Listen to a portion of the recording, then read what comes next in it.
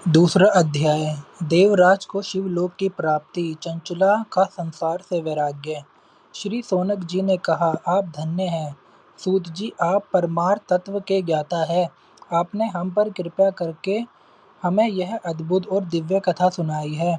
भूतल पर इस कथा के समान कल्याण का और कोई साधन नहीं है। आपकी कृपा से यह बात हमने समझ ली है।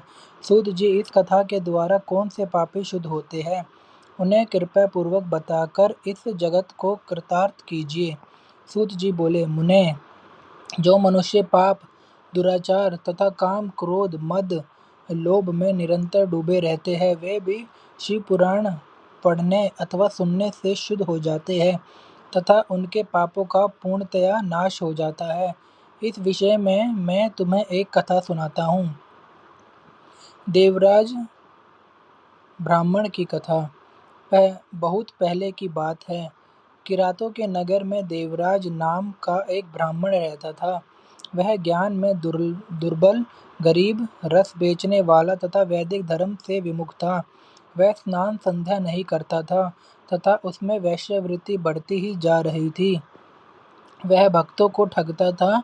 उसने अनेक मनुष्यों को मारकर उन सबका धन हड़प लिया था। उस पापी ने थोड़ा सा भी धन धर्म के काम में नहीं लगाया था। वह वेश्यागामी और आचार भ्रष्ट था। एक दिन वह घूमता हुआ देवयोग से प्रतिष्ठानपुर जा पहुंचा। वहां उसने एक शिवालय देखा जहां बहुत से साधु महात्मा एकत्र हुए थे। देवराज वहीं ठहर गया।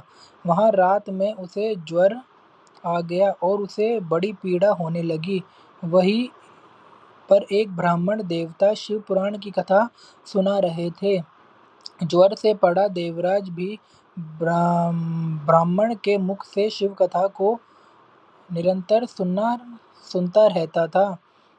एक मास बाद देवराज ज्वर से पीड़ित अवस्था में चल बसा। यमराज के दूत उसे बांधकर यमपुरी ले गए। तभी वहां शिवलोक से भगवान शिव के पार्षद गण आ गए। वे कर्पूर के समान उज्ज्वल थे। उनके हाथ में त्रिशूल, संपूर्ण शरीर पर भस्म और गले में रुद्राक्ष की माला उनके शरीर की शोभा बढ़ा रही थी। उन्होंने यमराज के दूतों को मार पीटकर देवराज को यमदूतों के चंगुल से छुड़ा लिया और वे उसे अपने अद्भुत विमान में बिठाकर जब कैलाश पर्वत पर ले जाने लगे तो यमपुरी में कोलाहल मच गया, जिसे सुनकर यमराज अपने भवन से बाहर आए। साक्षात रुद्रों के समान प्रतीत होने वाले इन दूतों का धर्मराज ने विधिपूर्वक पूजन कर ज्ञान दृष्टि से सारा मामला जान लिया।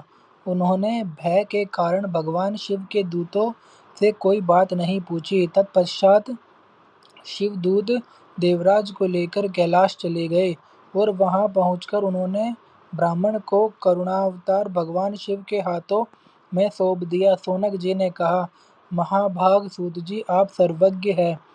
आपके कृपा प्रसाद से मैं कृतार्थ हुआ। इस इतिहास को सुनकर मेरा मन आनंदित हो गया है। अतः भगवान शिव में प्रेम बढ़ाने वाली दूसरी कथा भी कहिए।